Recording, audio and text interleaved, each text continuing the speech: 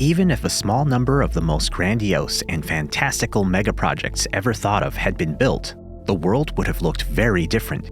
Many of these buildings would have changed the way our world looks and pushed the limits of what people can do.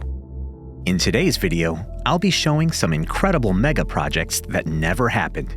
Let's get started right now. Number 6. The Dream Airport above New York.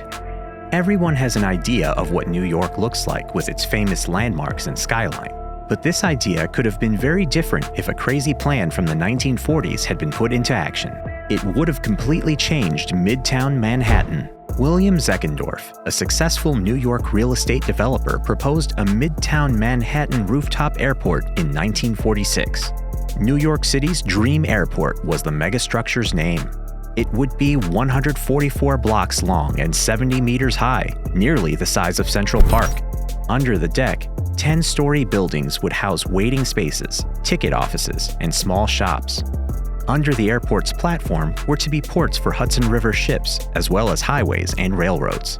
At $3 billion, it was the largest airport project ever. Even though this seems like a crazy plan, it's easy to see why it didn't happen. Having an airport in the world's busiest metropolis would be horrible for residents. This airport can handle 68 aircraft per hour, thus jet noise would be constant. Also, New York's traffic was bad, and people going to Midtown to catch planes would add to the problem. Even with permission, construction would be difficult. Getting the site, demolishing buildings in a 144-block radius, and rebuilding the region with an airport on top would make it New York's biggest and most complicated mega project. An airport 70 meters above New York City, with skyscrapers and people close, wasn't built. So even though people were excited about this one-of-a-kind project, the big plans stayed in the newspapers. Number 5. The most iconic hotel in the world, the Hotel Attraction.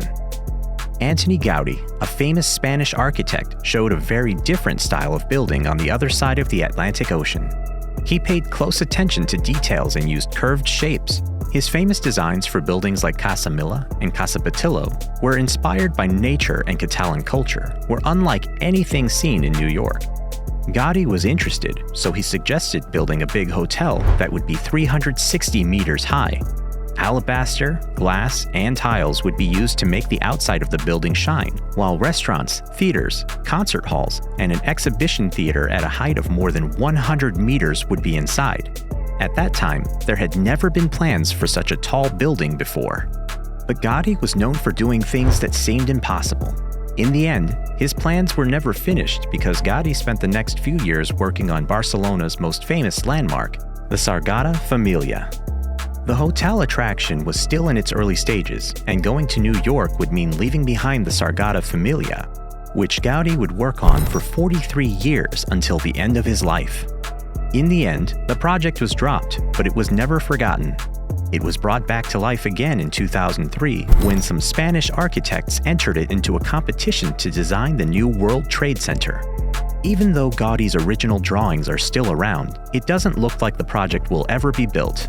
But the hotel attraction would be one of the most interesting buildings in the world if it was standing in Manhattan today.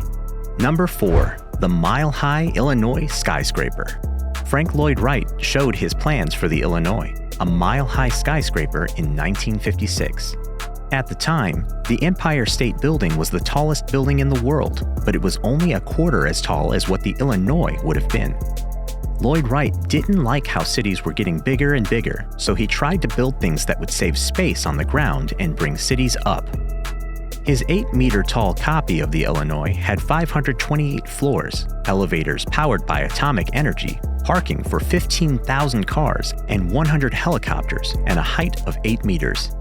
Wright said that it could hold all government offices and stop other skyscrapers from going up around Chicago because it was like a whole city. Wright's plan was impressive, but at the time, it just couldn't be done.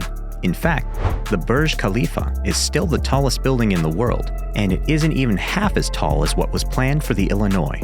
Wright's design was never put into action, which is why only a few sketches and models of it still exist. Number 3. America's tallest failed skyscraper. The Chicago Spire was going to be the country's tallest building and would still have kept that record. Santiago Calatrava, another well-known Spanish architect, designed it. He also made the World Trade Center Transportation Hub and Sweden's Turning Torso, which are both very cool. The spire was first thought of in 2005, and Garrett Kelleher of the Shelbourne Corporation was given the job of building it. The tower would have been skinny and curved, and it would have been 610 meters tall. The building of this project began in 2007 with a lot of excitement. Due to the tower's narrow shape, the foundations had to be very deep, so the digging went 22 meters down into the earth. But just as the foundations were being built, the work stopped. The Great Recession stopped the Chicago Spire, as it did many other projects in the middle of the 2000s. The Anglo-Irish Bank, which was the main source of funding for the project, was struggling to stay in business, so there was no investment to move the building project forward. This set off a chain reaction of different people suing each other. And because of the project developers' ongoing money problems, they had to stop building. At that point, only the base of the spire had been built. In 2013, Shelbourne Corporation went through a bankruptcy reorganization plan, and this amazing project that was supposed to rise over Chicago only left a hole in the ground. 3 years later, Related Midwest took over the site. In 2020, the Chicago City Council approved a new design for 400 Lakeshore Drive, which was one of several new plans that were put forward. This project is made up of 2 towers that look like stairs and are 267 and 233 meters tall. Number 2. Hitler's plan to build the largest dome in the world, the Volkshalle. Hitler's horrible, cruel acts finally came to an end when Nazi Germany fell.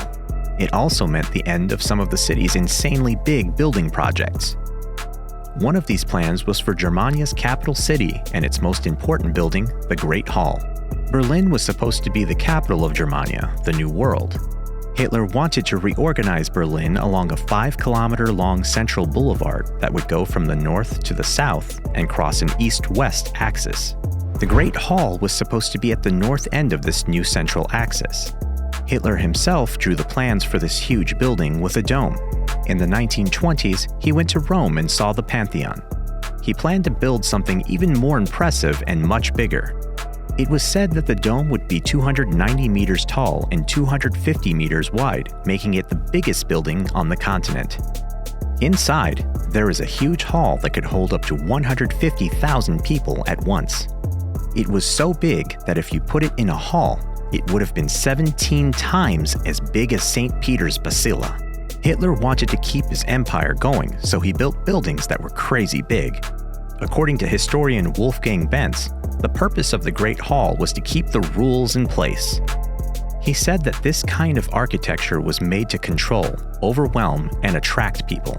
Only a few shell structures were ever built out of the plans for Germania. In the end, the Great Hall and other plans fell apart when Nazi Germany was defeated in 1945. They are a sign of the seductive, grandiose ideas and cruel ideas that were common in Nazi Germany. Number 1. The sphere version of the Pyramids of Giza. It was said that this project was in honor of Sir Isaac Newton, who is one of the most important scientists in the world. In his honor, French architect Etienne Louis Boulle proposed this 150-meter-tall cenotaph that would be taller than the Great Pyramid of Giza. The Great Pyramid was where the Egyptian Emperor Khufu was buried. The cenotaph, on the other hand, was meant to be a memorial for Sir Isaac Newton, who was buried in Westminster Abbey in London. As a way to honor Newton's scientific work, Boulle wanted to build the first domed planetarium in the world. Boulle filled the inside of his sphere with tiny holes that showed where the planets and constellations were. At night, a beautiful spherical lamp would light up the structure and act as the sun in a universe made by the holes on the surface. But like the other ideas in this video, his idea just couldn't be done at the time. Boulle would have known this because he didn't just see architecture as a science of building, but also as a science of ideas and thoughts. So the cenotaph stayed a great idea that was never put into action. We have come to the end of today's video. Which other failed mega projects would you like to know about? Let us know in the comments box below. Like and subscribe for more content. Don't forget to click the bell icon to be notified of new videos immediately. Thanks for watching.